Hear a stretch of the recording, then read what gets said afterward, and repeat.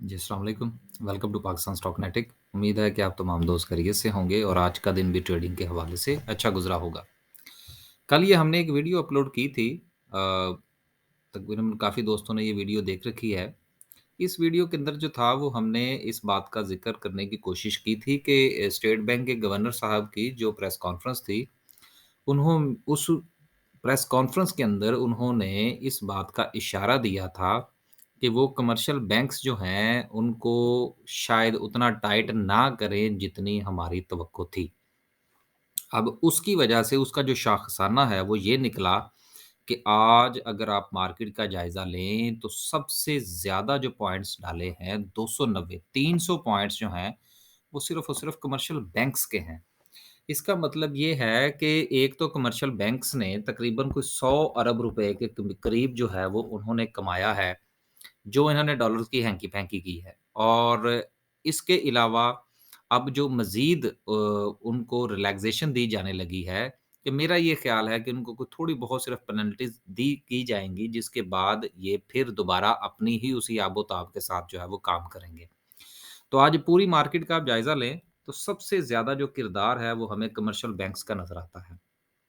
और आपको याद होना चाहिए कि कमर्शियल बैंक्स जो हैं ये सर्विसेज़ सेक्टर है। अभी भी अगर आप मैन्युफैक्चरिंग सेक्टर का जायज़ा लें, इंजीनियरिंग सेक्टर को देख लें, सिर्फ़ 7 पॉइंट्स का इज़ाफ़ा है। केमिकल सेक्टर को भी चलें, अभी फ़िलहाल इसको छोड़ दें, ऑटोमोबाइल्स को देख लें, सिर्फ़ 15 पॉइंट्स का इज़ाफ़ा है। टेक्सटाइल सेक्टर को देखें, सिर्फ़ 18 पॉइंट्स का इज़ाफ़ा है।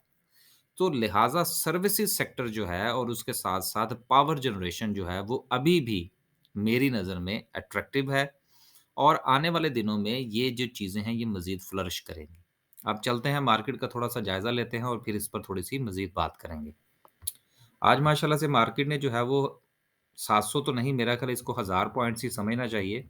बहुत अच्छी मूव थी आज और सबसे अच्छी बात ये थी कि आज मार्केट का जो वॉल्यूम था, वो एवरेज वॉल्यूम से बहुत बेहतर था। थोड़ा कैंडलस्टिक को देखेंगे और उसमें हम इस चीज़ का जायज़ा लेने की कोशिश करेंगे कि किस कदर जो है, वो आज मार्केट में वॉल्यूम हमें देखने को मिला। इसके बाद अगर हम ये देखें कि सर्किट ब्रेकर की आज क्या पोज़ीशन थी, 1000 पॉइंट्स के साथ मार्केट में जो अपर कैप्स हुई हैं, वो सिर्फ़ और सिर्फ़ 9 कंपनीज़ हैं। लेकिन उसमें जो बैंकों का आप यूँ समझ लीजिए कि हैंकी-पैंकी करने में और ये वो बैंक है कि जब भी कोई 2 नंबरी की बात होती है, तो एचबीएल का नाम ज़रूर आता है। तो आज वो अपर कैप हुआ और उसके बाद जो है वो कोहाट सीमेंट हुआ, जिसके हवाले से कल जो था वो हमने तफ़सील के साथ इस पर बात कर ली थी कि सूरत-ए-हाल जो है वो किस तरफ जा सकती है। उसके बाद दीवान फ़ारूक मोटर है। ये तो अभी ज़ाहिर-सी बात है कि जब भी मार्केट में मूव आएगी, तो ये शेयर आपको ऊपर और नीचे जो है वो नज़र आएगा। जिनके पास है वो इसमें ट्रेड करने के लिए अच्छा शेयर है फ़िलहाल ये। इसके अलावा फूड सेक्टर में थोड़ी-सी हमें जो है वो हिलजुल नज़र आई है। अब बात करते हैं कि लोअर कैप की क्या पोज़ीशन थी, तो लोअर कैप में सिर्फ़ 3 कंपनीज़ हैं और तीनों में किसी किस्म की कोई ख़ास जान नहीं है। आगे चलते हैं जी और ग्राफ़िकल व्यू का थोड़ा जायज़ा लेते हैं कि क्या पोज़ीशन रही। आपको याद होना चाहिए कि कमर्शियल बैंक्स के हवाले जो से हमने एक तफ़सील के साथ बात की थी कि अगर कमर्शियल बैंक्स को मार पड़ती है तो आपको नंबरिंग बाकायदा मैंने करके बताया था। अब जिन्होंने पोज़ीशंस ली होंगी ज़ाहिर-सी बात है। आगे चलते हैं जी, सबसे ज़्यादा वॉल्यूम अब डब्ल्यूटीएल में लगा तकरीबन को 20 मिलियन का, उसके बाद टीपीएल प्रॉपर्टीज़ अब दोबारा फिर वापस आ गया, फिर उसके बाद एसएनजीपी है, टीआरजी सिनर्जी, मिज़ान बैंक है, पायनियर है और पाकिस्तान रिफाइनरी है। ऑल टुगेदर अगर हम देखें तो आज भी हमें माँ सवाए फौजी सीमेंट के बाकी वो तमाम के तमाम शेयर वही हैं जो कि और उसके साथ पायनियर भी आप शामिल कीजिए। सीमेंट सेक्टर भी परफ़ॉर्म कर रहा है 2 दिन से। इसके बारे में क्या जो सूरत-ए-हाल है वो ये है कि एक तो इंटरनेशनली जो हमारी कोल प्राइसेज़ हैं उनका तो इम्पैक्ट इनके ऊपर आना ही था। लेकिन आज जो डॉलर के हवाले से जो फ़ैसला था गवर्नमेंट का, उसका एक बहुत बड़ा इम्पैक्ट जो है वो आज हमें देखने को मिला। मेरी ये राय थी और मैंने दोस्तों के साथ शेयर भी की थी कि देखिए पाकिस्तान का जो मसला है वो एम्बिग्विटी का है कि डिसी हम जो मार्केट होती है ना, जो स्टॉक मार्केट है, उसका डॉलर की प्राइस के साथ इतना लेन-देन नहीं होता कि डॉलर ऊपर चला गया या डॉलर नीचे चला गया। मसला इस चीज़ का है कि क्या इसमें कोई इबहाम है। अगर इबहाम फ्री जो है वो अगर मार्केट हो जाती है और किसी किस्म की कोई एम्बिग्विटी नहीं रहती, तो ऐसी सूरत-ए-हाल में जो सरमायाकार हैं, उनका जो एतमाद है वो बहाल होता है। अब सवाल यहाँ से ये पैदा होता है कि क्या ये जो तेज़ी है, ये अगले हमें कितने दिनों तक नज़र आ सकती है?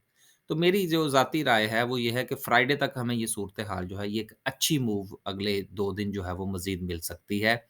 और मेरा ये ख़्याल है कि गुज़िश्ता ये मूव 2 दिन की और अगले 2 दिन की मूव को शामिल करके तो फ्राइडे वाला दिन जो है वो हमें प्रॉफ़िट टेकिंग की तरफ जाना चाहिए।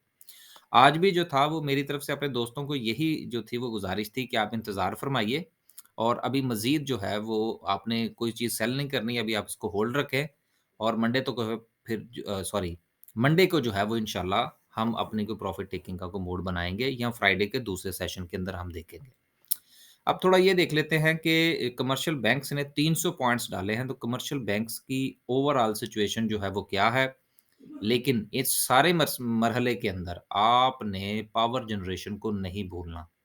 पावर जनरेशन जो है देखिए ये जो कुछ भी हो रहा है, ये आईएमएफ की डील को सिक्योर करने के हवाले से हो रहा है। डॉलर का फ्री फ्लोट था, हो गया। मिनी बजट जो है वो आएगा। और अहम चीज़ जो है वो ये है कि सर्कुलर डेट वो गैस का भी है और बिजली का भी है। अब इन दोनों का जो है ये इन्होंने ख़त्म करना है। तो गैस का ख़त्म करने के लिए गैस की प्राइसेज़ बढ़ाएँगे और जो पावर जनरेशन के पैसे हैं वो भी अदायगियाँ होंगी और उसके साथ बिजली की भी प्राइसेज़ में इज़ाफ़ा हो सकता है। तो जमा-तफ़रीक करके जवाब ये आता है कि ऑयल एंड गैस एक्सप्लोरेशन में एसएनजीपी और पावर जनरेशन के जितने भी पावर प्लांट्स हैं, ये सारे के सारे जो है वो इंशाल्लाह एक अच्छा रिटर्न देंगे। अब चलते हैं थोड़ा जायज़ा ले लेते हैं कमर्शियल बैंक्स का और फिर हम जो है वो कैंडल को डिस्कस करेंगे। क्योंकि उस दिन हमने इसके ऊपर बाकायदा वीडियो बनाई थी और उसमें हमने इस चीज़ को बड़ा डिस्कस करने की कोशिश की थी। अब देखते हैं कि कौन-कौन से बैंक्स चले हैं, कौन से नहीं चले। एलाइड बैंक जो है वो मज़ीद नीचे है और मेरा ये ख़्याल है कि डिविडेंड पर्पज़ के लिए बहुत अच्छा शेयर है। जेएस नीचे रहा बैंक ऑफ खैबर है, इसके बैंक ऑफ खैबर तो वो वैसे ही मैंने इतना ख़ास मुझे इंटरेस्ट नहीं है इसमें। और बैंक इस्लामी जो है ये इसका भी जेएस के साथ अब जो है वो फड्डे से मुराद ये है कि अब दोनों एक ही जगह पे हैं। तो इसलिए अगर वो ऊपर जाए या वो नीचे जाए, इसलिए इन इन दोनों का हमें एक ही सफ़ में रख ख जो है वो खड़ा करना पड़ेगा। सबसे ज़्यादा जो आज 12% का इज़ाफ़ा था वो लेकिन वो वॉल्यूम नहीं है, लिहाज़ा उसको हमें कंसीडर नहीं करना। एचबीएल में 7.5% का इज़ाफ़ा बहुत अच्छा था। दूसरे नंबर पर रहा हमारा नेशनल बैंक ऑफ पाकिस्तान। और नेशनल बैंक के हवाले से आपको याद होना चाहिए कि काफ़ी अरसे से मैं कहता रहा कि ले लें, ₹23 पर धक्के खा रहा है।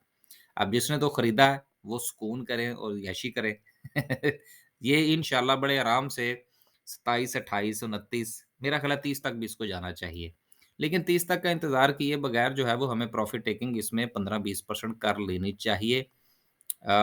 अराउंड अगर किसी ने 23 या 24 पर भी खरीदा था, अगर 24 पर भी खरीदा है तो फिर भी उसकी एक अच्छी जो है वो यहाँ पर प्रॉफ़िट टेकिंग बनती है। समिट बैंक है, उसके बाद एमसीबी है, यूबीएल मैंने इसको पहले नंबर पे रखा था, अगर वो किसी के पास है तो ठीक है। एंड देन बीओपी सिर्फ़ 9 पैसे का इज़ाफ़ा 2% के साथ और ₹4 सठ 60 पैसे पर इसकी क्लोज़िंग है। देखें ये जिस तरह से बैंक्स ने परफ़ॉर्म किया है और मुझे लगता ये है कि जब इनको क्लीन चिट मिल जाएगी, तो ये चीज़ें बहुत बेहतर हो जाएँगी। तो आने वाले दिनों में पावर जनरेशन को मत भूलिएगा। अब हम चलते हैं आगे और कैंडल को डिस्कस करते हैं।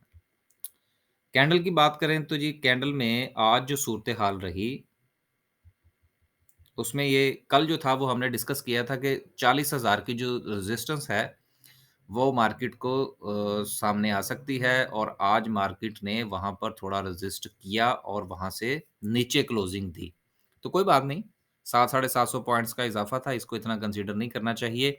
सबसे अहम चीज़ जो है, ये लगने वाला वॉल्यूम है। इसको आप अगर देखें, तो आज मार्केट में लगने वाला जो वॉल्यूम है, वो गुज़िश्ता एट एन एवरेज अगर हम देखें तो मेरा ये ज़ाती तौर पर ख़्याल है कि गुज़िश्ता 1 महीने में जो वॉल्यूम था वो आज तकरीबन सबसे ज़्यादा 1 महीने से मुराद अगर आप ट्रेडिंग सेशंस की बात करें तो 1, 2, 3, 4, 5, 6, 7, 8, 9, 10, 11, 12, 13, 14, 15, 16, 17 बनते हैं तो कुल मिला के अगर आप करें तो कि रफ़ली 1 महीने का आप इसको कंसिडर कर सकते हैं। तो बहुत अच्छा वॉल्यूम था, एक एतमाद बहाल हुआ है और इन्वेस्टर जो है वो अब ये समझता है, सरमायाकार ये समझता है कि हुकूमत जो है वो बाकायदा तौर पर सीरियस नज़र आने लग गई है कि उसने आईएमएफ के प्रोग्राम को मुकम्मल करना है और आईएमएफ का प्रोग्राम मुकम्मल होगा तो दीगर जो हमारे ज़राए हैं वहाँ से भी हमें पैसा मिलेगा। अब सवाल ये पैदा होता है कि मार्केट की सपोर्ट और रेजिस्टेंस जो है वो किस हद तक काम करेगी। मेरी तरफ से अभी फ़िलहाल ऐसा कुछ नहीं है और मैं अभी भी मार्केट को टोटली फंडामेंटली देख रहा हूँ। येस, मार्केट जो है वो अगर अपनी इस रेजिस्टेंस को जो कि 41,000 की रेजिस्टेंस बनती है, ये वाली, अगर मार्केट जो है वो इस रेजिस्टेंस को ब्रेक करती है, तो देन मार्केट जो है वो टेक्निकली परफ़ॉर्म करेगी। ये मेरी अपनी ज़ाती राय है, गलत भी हो सकती है, आप इससे इत्तेफ़ाक करें या ना करें। लेकिन मार्केट के पास जो ज़ोन है, जहाँ पर मार्केट काफ़ी दिनों तक ट्रेड कर सकती है, वो ये वाला ज़ोन है और ये ज़ोन बनता है 39,800 से लेकर 41,000 तक। यानी कि आप यूँ समझ लीजिए कि 40,000 से लेकर 41,000 तक ये 1,000 पॉइंट्स का जो ज़ोन है मार्केट का, ये बहुत अच्छा ज़ोन होगा और यहाँ पर मार्केट मुझे थोड़ा स्टे करती हुई नज़र आ रही है। यहाँ पर मार्केट साइडवेज़ भी हो सकती है। लिहाज़ा ट्रेडिंग पॉइंट ऑफ व्यू से, एक चीज़ होती है इन्वेस्टमेंट, एक चीज़ होती है ट्रेडिंग। तो ट्रेडिंग पॉइंट ऑफ व्यू से ये जो ज़ोन है 40 से 41,000 वाला, ये होपफुली मुझे लगता है कि एक अच्छी अपॉर्च्युनिटी जो है वो ट्रेडिंग के लिए फ़राहम करेगा। लेकिन ट्रेडिंग के लिए दोबारा से ज़हन में रखिएगा कि सर्विसेज़ सेक्टर जो है वो ज़्यादा बेहतर रहेगा as compared to manufacturing sector के। अल्लाह हाफ़िज़।